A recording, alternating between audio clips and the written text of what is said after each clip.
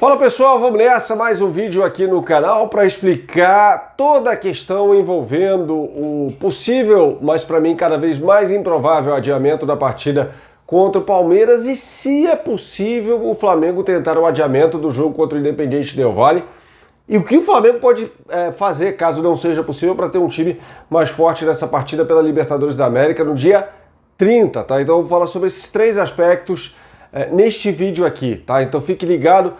Começando com a questão do adiamento do jogo, né, contra o Palmeiras, porque a CBF, até o PVC publicou isso no blog dele hoje, né, e a gente já tinha trazido os bastidores dessa história aqui. Se o Flamengo vai jogar pela Libertadores em tese, por que o adiamento, né?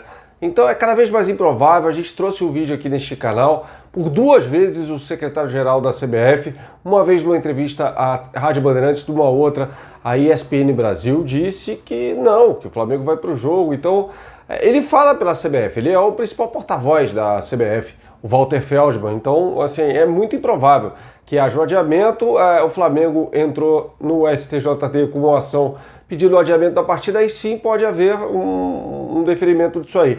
Mas eu acho cada vez mais improvável, tá? Havendo novidades ao longo do dia, eu trago por aqui. Bom, muita gente, o Anão da Colina, inclusive, nosso inscrito aqui, mandou uma mensagem pedindo, pelo amor de Deus, para explicar essa situação. Muita gente está perguntando se o Flamengo pode pedir o adiamento do jogo contra o Independiente Del Valle pela Libertadores da América. Jogo este marcado para a próxima quarta-feira. A resposta é não, não tem como. A Conmebol tem como diretriz não adiar jogos por conta desse problema, tá? E aí existe um precedente no qual o Flamengo pode até se apoiar, na verdade são dois, para ter pelo menos uma parte desses jogadores, pelo menos aqueles da primeira leva de infectados, para esse jogo contra o Independiente Del Valle. Vai ter jogo, tá?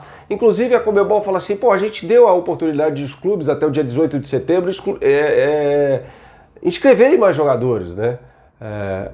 O limite foi até 50 jogadores e o Flamengo não fez uso disso, né? O Flamengo tem 34 jogadores inscritos. O Palmeiras e o Santos, por exemplo, se aproveitaram disso, tem 49 inscritos, Internacional e Grêmio 47, São Paulo 40. Os clubes se aproveitaram disso de alguma forma. O Flamengo preferiu não.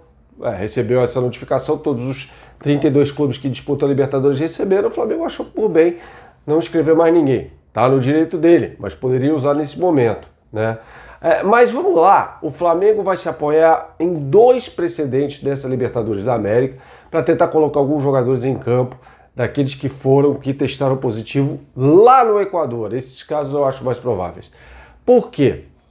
O Boca Juniors, no primeiro jogo na volta da Libertadores da América, enfrentaria o Libertad, como enfrentou de fato, no Paraguai, né? E o Boca Juniors teve um surto com 18, não 16 como o Flamengo, 18.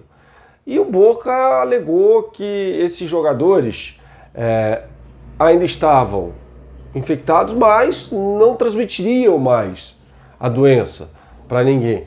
E os médicos da Conmebol avaliaram que o Boca tinha razão. Então o Boca pôde viajar ao Paraguai, jogou com o Libertad e ganhou do Libertad por 2-0 aquela partida jogando no Paraguai. O Raniel, jogador do Santos, teve a mesma situação, mesmíssima. Estava em tese ainda era portador, mas em tese não infectava mais ninguém. E ele foi liberado para enfrentar a equipe do Olímpia do Paraguai num jogo entre Santos e Olímpia na Vila Belmiro, tá? Então são dois precedentes. Então o Flamengo de repente pode conseguir isso, né? O Mauro César já tinha trazido essa informação, né? De que o Flamengo tentaria isso e é verdade, né? Claro, o Mauro sempre está certo. Mas o Flamengo, de fato, pode se apoiar nisso e pode conseguir sim. E aí teria um elenco mais farto para a partida contra o Independiente Del Valle, que tem um caráter até decisivo na próxima quarta-feira. Porque com a derrota do Independiente para o Júnior Barranquilla, o Júnior chegou a 6 pontos, né? O Flamengo tem 9 e o Independiente ficou com 9. Então o Flamengo, em tese, só depende dele. Em tese não, matematicamente, só depende dele para se classificar na primeira colocação do grupo. Para as oitavas de final. Para isso basta vencer, basta, né? Tem de vencer o Independiente Del Valle e o Júnior Barranquilla, ambos os jogos no Maracanã. Lembrando que o Independiente Del Valle divulgou que um jogador do seu time foi infectado, o clube não disse qual, tá? Mas, assim, se o Flamengo ganha do Independiente, ganha do Júnior, o Flamengo se classifica em primeiro. Se o Flamengo perde do Independiente e o Júnior Barranquilla joga contra o Barcelona de Guayaquil em casa, na Colômbia, e ganha, lembrando que o Barcelona de Guayaquil é o saco de pancadas desse grupo, fica o Flamengo e Júnior com 9 pontos e aí a decisão é no Maracanã, né? A decisão do confronto é no Maracanã. Lembrando que na Libertadores, o primeiro critério de desempate, se houver, por exemplo, as duas equipes terminando com 10 pontos, é o saldo de gols, tá? Lembrando que o Flamengo tomou 5 do Independiente e o Júnior goleou o Independiente. Então, é uma questão essa, né? Então, é assim. Esse jogo contra o Independiente Del Valle é importantíssimo para a classificação final do Grupo A da Libertadores da América, tá? Voltando aqui à história do jogo contra o Palmeiras, está claro, a partir do momento em que os jogadores emitem uma nota de que querem ir para o jogo, de que o sindicato, que entraria na justiça, o sindicato dos atletas do estado de São Paulo entraria na justiça para pedir o adiamento da partida entre Flamengo e Palmeiras, os atletas logo depois emitiram uma nota em que diziam que não, o sindicato não os representa. Então, se os jogadores não estão preocupados, ninguém deve se preocupar no Palmeiras. Eu acho um contrassenso isso.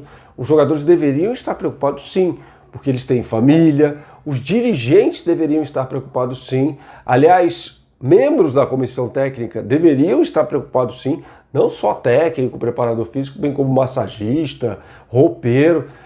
Tem um monte de gente envolvida no processo.